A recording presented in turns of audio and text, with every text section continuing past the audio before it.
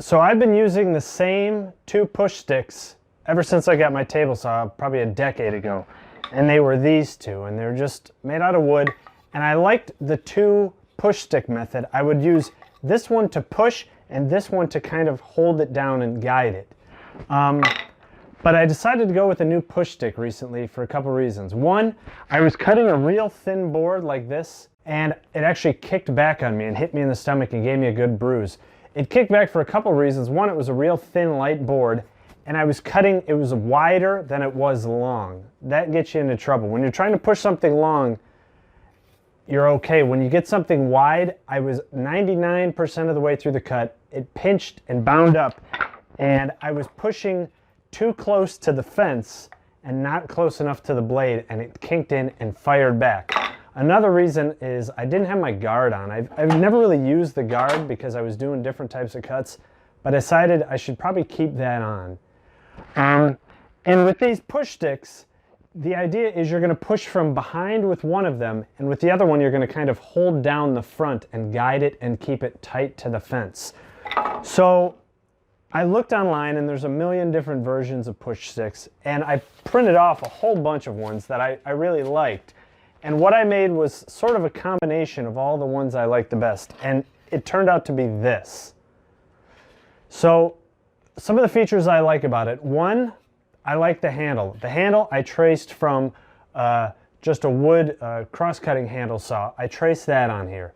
Second, I like that I can push from the back and the front with a lot of the, as opposed to just pushing at one point where it got me into trouble where the board was able to bend and lift. With this, I can hold it down and push.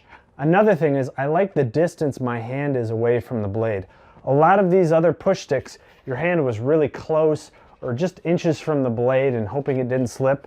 With this, I have I can hold it at all points of the board, I can push from the back, and my hand is up nice and high. While I'm cutting with this, I still use one of the push sticks, but with this now, I can get much more force and it's much safer and stable on the board. So let me show you what I used to use and then why I think this is better. And this board is just a piece of scrap wood. It's actually a really old board that was on my radial arm saw. This was the table of the radial arm saw. You can see it's got all these old cuts in it. But it's just a piece of hardwood. I traced it out from other sketches I had, and I knew a rough shape based on this handle. So based on that handle, I got this rough shape, and this is the distance that I like, and here's the little notch on the bottom to push the wood.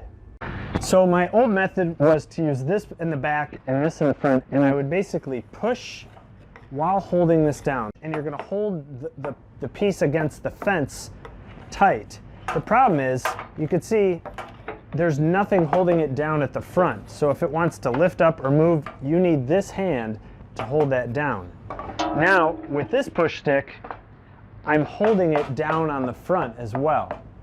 I have that force on the front to where if it moves or binds, I could still use this hand, but it's a third point where I'm getting force on the board.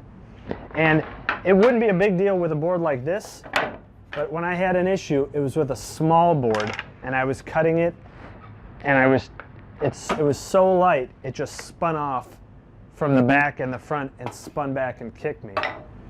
So let me show you how I do the cuts with the old way and then the new way.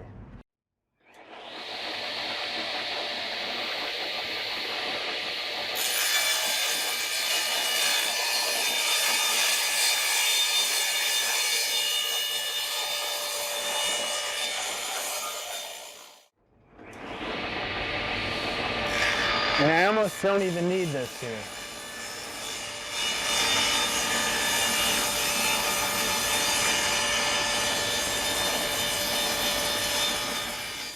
I feel much more secure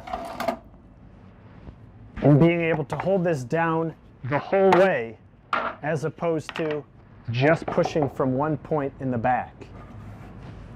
So that's why I really like this. I really don't need this second push stick. I can hold the whole thing down here, and I'm really getting a lot of force on it the whole way. So again, here's the final shape, and I finished it off by rounding over the edges, especially on the handle. I sanded it, and I did a couple coats of boiled linseed oil.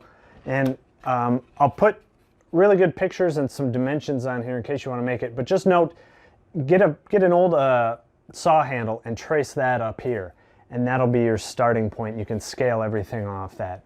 I really like this a lot better than the two push stick method where I'm just getting one point on the back and on the front. This really holds it down at this whole area.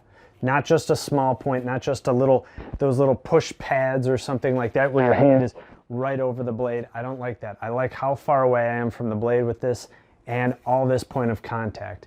And I can really lean, stay back, and push it all the way through knowing that board's not going to slip with this. So let me know what you think. Thanks.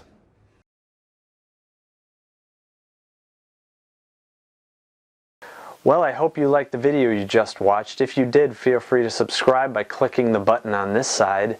You can also check out all the videos I've done, the playlist from things I've built, things I've fixed, home repair, 3D printing, and on this side you can check out a recommended video similar to the one you just watched. And as always, down in the description I'll put a link to my blog, which has more pictures and more information about the video you just watched. Thanks.